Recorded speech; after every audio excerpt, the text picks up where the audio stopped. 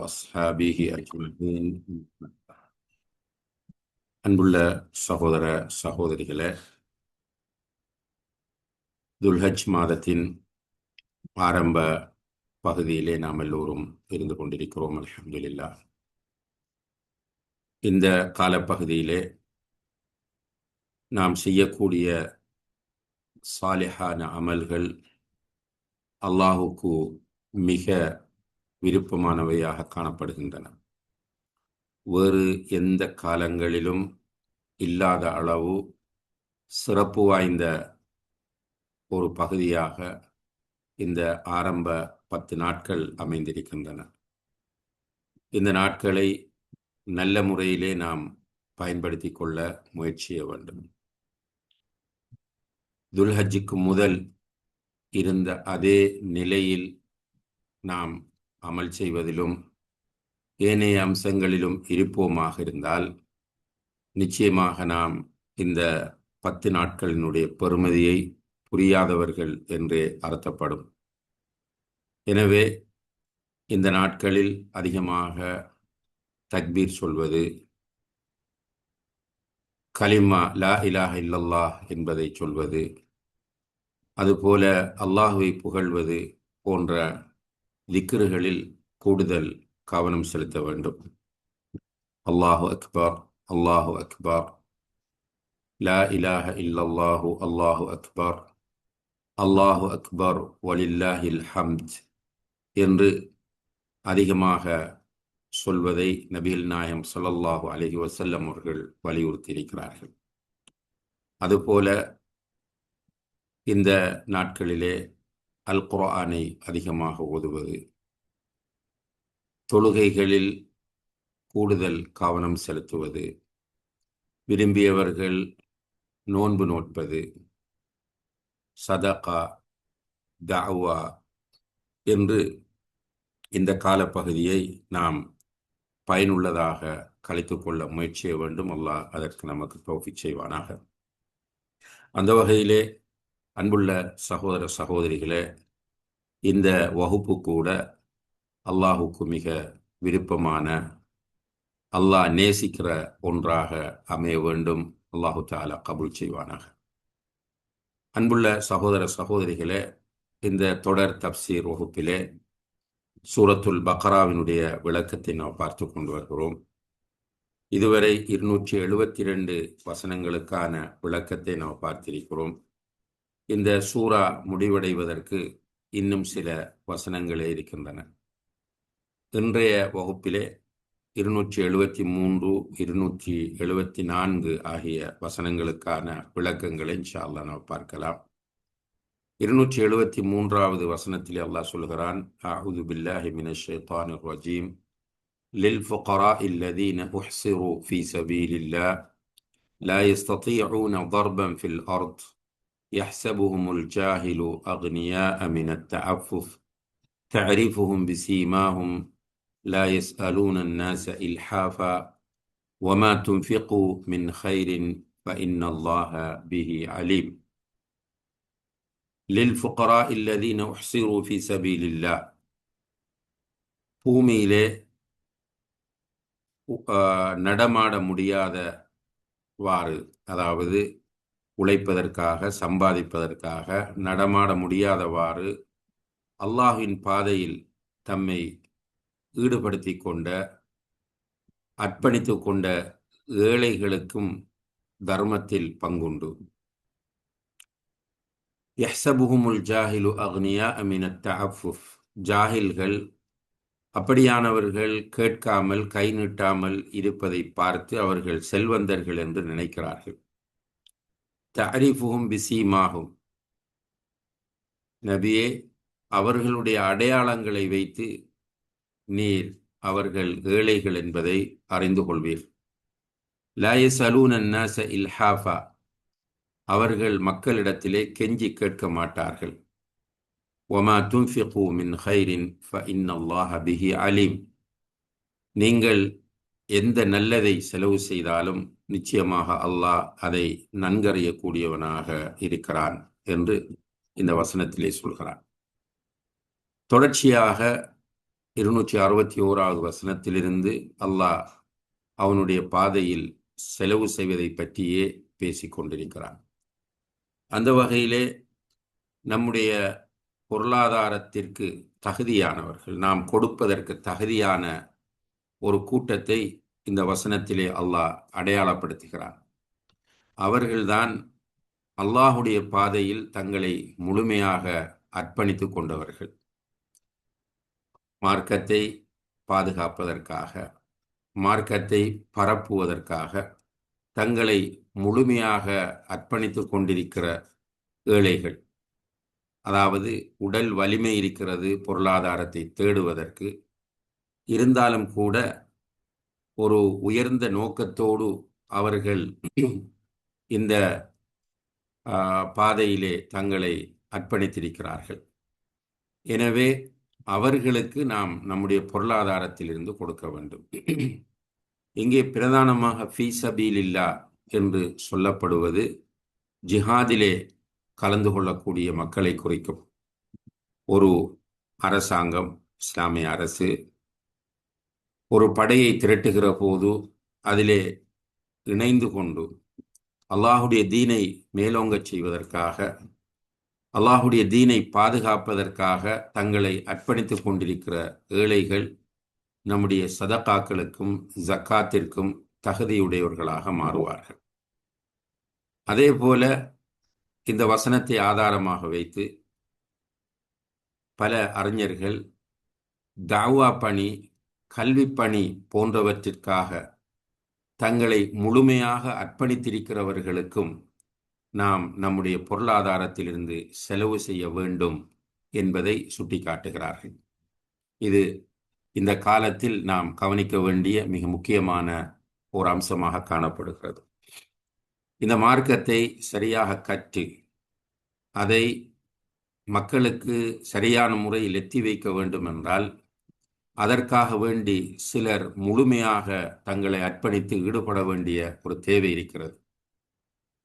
சம்பாதிக்க போனால் அவர்கள் இதிலே கான்சென்ட்ரேட் பண்ண முடியாமல் போகும். இதிலே முழுமையாக கவனம் செலுத்த ஆரம்பித்தால் சம்பாதிக்க அவர்களுக்கு நேரம் இருக்காமல் இருக்கும். இந்த நேரத்தில் அவர்கள் சம்பாதிப்பதற்கு நாம்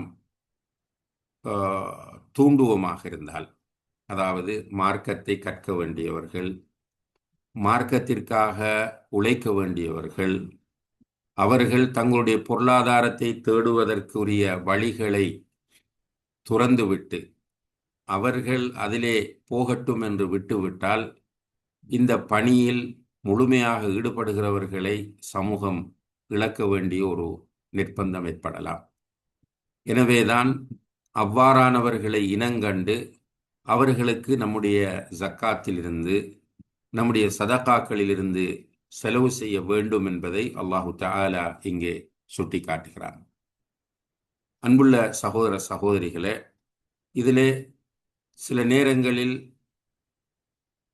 தங்களை முழுமையாக அர்ப்பணித்து இருக்கக்கூடியவர்களுக்கு இவ்வாறான சதகாக்கள் கொடுக்கப்படும் போது சிலர் அதை கேவலப்படுத்துவதும் கேலி செய்வதும் அவர்களை இழிவுபடுத்துவதும் உண்மையிலேயே இன்று நிறைய மார்க்கத்தை கற்றுக்கொள்ளக்கூடிய மாணவர்களும் அதே போல மார்க்கத்தை பரப்ப வேண்டிய தாயிகளும் இந்த பணியை விட்டு ஒதுங்கி செல்லக்கூடிய ஒரு சூழ்நிலை உருவாகி கொண்டிருக்கிறது. முழுமையாக இன்று நாம் மதரசாக்கள், அரபு கல்லூரிகள் உருவாக்கப்பட்டு அதிலிருந்து நிறைய பேர் வெளியாகி கொண்டிருந்தாலும் அவர்களில் பெரும்பாலானவர்கள் தங்களை தாவாவுக்கு அர்ப்பணிப்பதற்கு, தொடர்ச்சியான கல்வி தேடலுக்கு அர்ப்பணிப்பதற்கு தயங்குகிறார்கள். ஏனென்றால் அவர்கள் மீது முன்வைக்கப்படக்கூடிய கீழ்த்தரமான விமர்சனங்கள் அதற்கு ஒரு காரணமாகும். இதன் விளைவாக வெறுமையான பேச்சாளர்கள் சமூகத்தில் அதிகரிக்கக்கூடிய ஒரு சூழ்நிலை உருவாகிறது. அல்லாஹு தஆலா அந்த நிலையிலிருந்து எல்லோரையும் பாதுகாக்க வேண்டும். எனவே அல்லாஹுக்காக வேண்டி தங்களை முழுமையாக அர்ப்பணித்திருக்கிறவர்களுக்கு நாம் நம்முடைய ஜக்காத்திலிருந்து சதக்காவிலிருந்து கொடுக்க வேண்டும் என்பதை அல்லாஹ் இங்கே சொல்லுகிற அதே நேரத்தில் அவ்வாறானவர்களை இழிவுபடுத்தி அவ்வாறானவர்களுக்கு கொடுக்கப்படும் போது அவர்களுடைய மனங்கள் புண்படக்கூடிய முறையில் நடந்து கொள்ளக்கூடியவர்கள் நிச்சயமாக இந்த குர்ஆன் வசனத்திற்கு மாறு செய்யக்கூடியவர்களாக அமைவார்கள் என்பதையும் நாம் சமுதாயத்திற்கு கொண்டு போய் சேர்க்க வேண்டிய தேவை இருக்கிறது. இவ்வாறு அல்லாஹுக்காக தங்களை அர்ப்பணித்து ஈடுபடக்கூடியவர்கள் மற்றவர்களிடத்தில் கெஞ்சுவதற்கும் கை நீட்டுவதற்கும் வெட்கப்படுவார்கள். இது ஒரு சிறந்த பண்பாகும். ஒரு முஸ்லிமை பொறுத்தவரையில் நபிகள் நாயம் ஸல்லல்லாஹு அலைஹி வஸல்லம் அவர்கள் சொல்கிறார்கள், அல் முஃமினு லா யுதில்லு நஃப்ஸஹு, ஒரு முஃமின் தன்னை இழிவுபடுத்த மாட்டான், இழிவுபடுத்தக்கூடாது என்று சொல்கிறார்கள். ஒவ்வொரு முஃமினும் கண்ணியமாக இருக்க வேண்டும். தௌஹீத் என்பது ஒரு முஃமினுடைய உள்ளத்தில் கண்ணியத்தை ஏற்படுத்துகின்ற மிக முக்கியமான ஒரு அடிப்படையாகும். எல்லோரும் அல்லாஹுடைய அடிமைகள். யாரும் யாரிடத்திலும் இழிவடைய வேண்டிய தேவை இல்லை. குறிப்பாக ஒரு முஃமினை பொறுத்தவரையில் அல்லாஹுவை ரப்பாக ஏற்றிருக்கிற அவன் நிச்சயமாக அல்லாஹுடைய ஹல்குகளிடத்தில், அல்லாஹுடைய படைப்புகளிடத்தில் இழிவடைய மாட்டான். அவன் தன்னுடைய கண்ணியத்தை காத்து கொள்ளக்கூடியவனாக இருப்பான். பொருளாதார நெருக்கடி வருகிற போதும் அடுத்தவர்களிடம் போய் கடன் கேட்பது, சதகா கேட்பது, அடுத்தவர்களிடத்தில் கை நீட்டி நிற்பது என்பது கண்ணியமான ஒரு நடவடிக்கை கிடையாது. எனவேதான் அல்லாஹ் இங்கே அடுத்தவர்களிடத்தில் கையேந்தாமல் கெஞ்சாமல் கண்ணியமாக இருக்கிறவர்களை அல்லாஹ் பாராட்டுகிறார். ஆனால் சமூகத்தில் உள்ள நல்லவர்கள், செல்வம் கொடுக்கப்பட்டவர்கள் அவர்களுடைய நிலைமைகளை புரிந்து கொள்ள கடமைப்பட்டிருக்கிறார்கள் என்பதையும் அல்லாஹ் சொல்லுகிறான். ஜாஹில்கள், இங்கே அல்லாஹ் சொல்லுகிறான், யஹ்சபுஹுமுல் ஜாஹிலு அக்னியா மினத் தஅஃபுஃப். இந்த மக்கள் கை நீட்டாமல் இருப்பதை வைத்து ஜாஹில்கள், முட்டாள்கள், அறிவிலிகள், மடையர்கள் அவர்களை செல்வந்தர்கள் என்று நினைப்பார்கள். தாரிஃபுஹும் பிசீமாகும். ஆனால் நபியே நீரோ அவர்களுடைய அடையாளத்தை வைத்து அவர்கள் தேவை உள்ளவர்கள் என்பதை அறிந்து கொள்வாய் என்று அல்லாஹ் சொல்கிறார். இப்போ முஃமின் கண்ணியமாக இருப்பான். குறிப்பாக அல்லாஹுடைய மார்க்கத்திற்காக தன்னை முழுமையாக அர்ப்பணித்திருக்கிற ஒரு மனிதன் கண்ணியமாகவே இருப்பான். அவன் கண்ணியமாக இருப்பதை வைத்துக்கொண்டு சில ஜாஹில்கள் அவர்களை செல்வந்தர்கள் என்று நினைப்பார்கள். ஆனால் சமூகத்தில் உள்ள நல்ல மக்கள் அவர்களுடைய அடையாளங்களை வைத்து அவர்களுடைய நிலைமைகளை புரிந்து கொள்ள கடமைப்பட்டிருக்கிறார்கள் என்பதை அல்லாஹ் இங்கே சொல்லிவிட்டு, ஒமா துன்ஃபிகு மின் ஹைரின், நீங்கள் எதை செலவு செய்தாலும் ஃபஇன்னல்லாஹ பிஹி அலீம், அதை அல்லாஹ் நன்கறிந்தவனாக இருக்கிறான் என்று சொல்கிறார். ஒமா துன்ஃபிகு மின் ஹைரின், நல்லதில் எதை செலவு செய்தாலும், சென்ற வகுப்பிலும் நாம் சுட்டிக்காட்டியிருந்தோம். அதாவது நாம் செலவு செய்வது நல்லதாக இருந்தால்தான் அல்லாஹ் நம்மிடமிருந்து ஏற்றுக்கொள்வான். நாம் திருடி, பதுக்கி, ஏமாற்றி, வட்டியின் மூலம் பெற்று, பொய் சொல்லி பெற்ற பொருளாதாரத்தை செலவு செய்கிற போது அல்லாஹ் அதை நம்மிடமிருந்து கபூல் செய்ய மாட்டான். அப்ப நம்மிடமிருந்து கபூல் செய்ய வேண்டுமாக இருந்தால் நாம் செலவழிக்கிற அந்த பொருளாதாரம் நமக்கு ஹலாலாக வந்ததாக இருக்க வேண்டும் என்பதை அல்லாஹ் இங்கே சொல்லுகிறார். அதே நேரத்தில் நாம் செலவு செய்கிற ஒரு பைசா கூட வீணாக மாட்டாது என்பதையும் அல்லாஹ் இங்கே உறுதியாக நமக்கு வாக்களிக்கிறார். நீங்கள் செலவு நல்லவற்றிலிருந்து செலவு செய்யக்கூடியவற்றை அல்லாஹ் நன்கறிந்தவனாக இருக்கிறான் என்பதை அல்லாஹு தஆலா இங்கே சுட்டிக்காட்டுகிறார். அன்புள்ள சகோதர சகோதரிகளே, 274வது வசனத்தில் அல்லாஹ் சொல்கிறான், அல்லதீன யுன்ஃபிகூன அம்வாலஹும் பில்லைலி வன்னஹார் சிர்ரன் வஅலானியத்தன் ஃபலஹும் அஜ்ருஹும் இன்த ரப்பிஹிம் வலா ஹவுஃபுன் அலைஹிம் வலா ஹும் யஹ்ஸனூன்.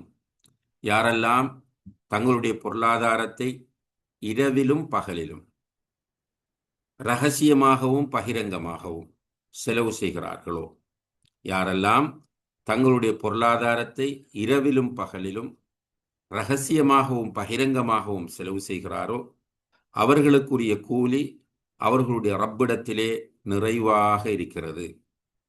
வலா ஹவுஃபுன் அலைஹிம், அவர்களுக்கு பயமில்லை. வலாஹும் யஹ்ஸனூன், அவர்கள் கவலைப்படவும் மாட்டார்கள் என்று இந்த வசனத்திலே அல்லாஹ் சொல்லுகிறார். அப்போ ஒரு முஃமின் தன்னுடைய பொருளாதாரத்தை தேவைப்படுகிற எல்லா சந்தர்ப்பங்களிலும் தேவைப்படுகிற எல்லா நேரங்களிலும் செலவு செய்ய கடமைப்பட்டிருக்கிறார். இரவு பகல் என்று பார்க்காமல், இரகசியம் பரகசியம் என்று பார்க்காமல், தேவைப்படும் போதெல்லாம் அவன் ரெடியாக இருக்க வேண்டும் செலவு செய்வதற்கு. அப்படி அவன் செலவு செய்தால், அன்புள்ள சகோதர சகோதரிகளே, அவனுடைய உள்ளத்தில் பயம் இருக்காது. குறிப்பாக இந்த உலகத்தில் பயமும் இருக்காது, மறுமையில் பயமும் இருக்காது. அதே போல இந்த உலகத்தில் கவலையும் இருக்காது, மறுமையில் கவலையும் இருக்காது. ஒரு திருப்தியான நிம்மதியான ஒரு நிலை அல்லாஹ் அவனுக்கு கொடுப்பான். இந்த மனநிலைக்கு அவன் வர வேண்டும். இந்த இடத்திலே இன்னும் ஒரு முக்கியமான அம்சத்தை நாம் நுணுக்கமாக காணக்கூடியதாக இருக்கிறது. அதுதான் பாருங்கள், அல்லதீன யுன்ஃபிகூன அம்வாலஹும் பில்லைலி வன்னஹார், இரவிலும் பகலிலும், சிர்ரன் வ அலானியத்தன், ரகசியமாகவும் பகிரங்கமாகவும் செலவு செய்கிறார்களோ. இதுல முதலாவது பகலை முற்படுத்தாமல் இரவு முற்படுத்தப்பட்டிருக்கிறது. இரண்டாவது பகிரங்கம் முதலில் முற்படுத்தப்படாமல் ரகசியம் முதலில் முற்படுத்தப்பட்டிருக்கிறது. அப்ப இரவு என்பது இருள் சூழ்ந்து கொண்டு நாம் செய்கிற நடவடிக்கைகளை எல்லோரும் பார்க்க முடியாத ஒரு நேரமாகும். அதே போல ரகசியம் என்பது யாருக்கும் தெரியாமல் செய்யப்படக்கூடிய ஒரு நிலையாகும். எனவே அல்லாஹு தஆலா பொருளாதாரத்தை செலவு செய்யும் போது ரகசியமாக யாருக்கும் தெரியாமல் அந்த பொருளாதாரத்தை செலவு செய்வதுதான் சிறந்தது என்பதை இங்கே நமக்கு உணர்த்துகிறார். ஏனென்றால் இந்த பொருளாதாரத்தை பகிரங்கமாக செலவு செய்வது அனுமதிக்கப்பட்டிருக்கிறது. பகலிலே செலவு செய்வது அனுமதிக்கப்பட்டிருக்கிறது. 4 பேர் பார்க்கிற நிலையில் செலவு செய்வது அனுமதிக்கப்பட்டிருக்கிறது. இருந்தாலும் கூட அப்படி செய்யும் போது அங்கே முகஸ்துதியில் இருந்து நம்மை பாதுகாத்துக் கொள்வது சில நேரங்களில் சிரமமாகி விடலாம். 4 பேர் பார்க்கிற போது கொடுக்கிற நேரத்தில் ஷைத்தான் நம்முடைய உள்ளத்தை குழப்பி விடலாம். எனவேதான் பொருளாதாரத்தை செலவு செய்வதில் சந்தர்ப்ப சூழ்நிலைகளை கருத்தில் கொண்டு நாம் ரகசியமாக பகிரங்கமாக செலவு செய்யலாம். ஆனால் பொதுவாக ரகசியமாக செலவு செய்வதுதான் சிறந்தது என்பதை அல்லாஹு தஆலா இந்த வசனத்திலே முதலில் இரவையும் முதலில் ரகசியத்தையும் குறிப்பிடுவதன் மூலம் நாம் புரிந்து கொள்ளக்கூடியதாக இருக்கிறது. எனவே இந்த விஷயத்தில் நமக்கு கண்டிப்பாக தெளிவு தேவை. ஏற்கனவே நாம் சுட்டிக்காட்டிய அந்த ஹதீஸ்கள், அரசுடைய நிழல் கிடைக்கிற அந்த மஹ்ஷரிலே 7 கூட்டத்தாருக்கு அல்லாஹ் நிழலை வழங்குவான். அதிலே ஒரு கூட்டம் ரஜுலுன் தஸத்தக பிஸதகத்தின் ஃபஅக்ஃபாஹா ஹத்தா லா தஅலம ஷிமாலுஹு மா துன்ஃபிகு யமீனுஹு. அல்லாஹ்வுடைய பாதையிலே சதக்கா செய்த ஒரு மனிதன், அவன் வலது கையால் சதக்கா செய்வான், ஆனால் இடது கைக்கு தெரியாது. சுப்ஹானல்லாஹ், அவனுடைய இடது கைக்கு தெரியாத அளவுக்கு ரகசியம். அதே போல அல்லாஹ்வுடைய தூதர் சொன்னார்கள், சதகத்து சிர்ரி துத்ஃபி கதபர் ரப், ரகசியமாக செய்யப்படக்கூடிய சதகா ரப்புடைய கோபத்தை தணிக்கும் என்று சொன்னார்கள். இன்னும் ஒரு ரிவாயத்திலே தகி மசாரி அசு, ரகசியமாக செய்யப்படக்கூடிய சதகா ஆபத்துக்களிலிருந்து அவனை பாதுகாக்கும் என்று சொன்னார்கள். எனவே நம்முடைய பொருளாதாரத்திலிருந்து நாம் செலவு செய்ய வேண்டும். செலவு செய்யும் போது ரகசியமாக செலவு செய்வது மிகவும் சிறந்தது என்பதை இதன் மூலம் நாம் புரிந்து கொள்ளலாம். எப்படியோ ரகசியமாகவோ பரகசியமாகவோ, பகலிலோ இரவிலோ எவ்வாறு நாம் செலவு செய்தாலும் நிச்சயமாக அதனுடைய நத்தீஜா இஹ்லாஸாக இருந்தால் அதனுடைய விளைவு நமக்கு பொருளாதாரத்தை பற்றியோ நாளையை பற்றியோ எந்த பயத்தையும் ஏற்படுத்தாது. மறுமையை பற்றிய ஒரு பயம் இருக்காது. மறுமையிலே நாம் வெறுங்கையோடு போய் நிற்க வேண்டும் என்ற பயம் வராது. மனம் ரிலாக்ஸ் ஆகும்.